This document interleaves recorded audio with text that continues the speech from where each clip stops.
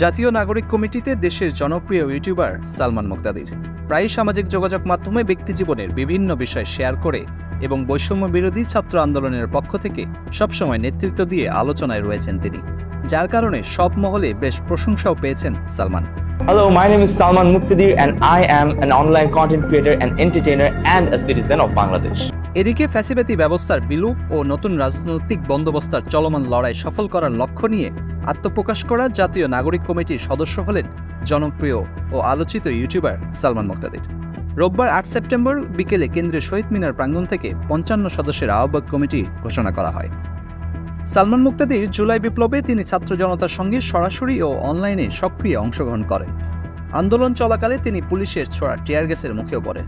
যেখানে অন্যান্য জনপ্রিয় কন্টেন্ট ক্রিয়েটররা চুপ ছিলেন, সেখানে তিনি আন্দোলনে সক্রিয় অংশ নিয়েছিলেন। ফেসবুক ও ইউটিউবে শিক্ষার্থীদের আন্দোলনে অংশ নিতে প্রচারণাও চালিয়ে যান তিনি।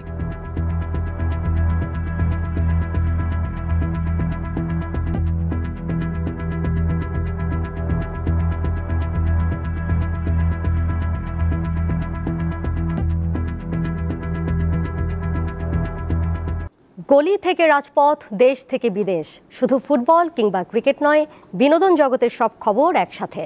চোখ রাখুন দীপ্ত ডিজিটাল প্ল্যাটফর্মে।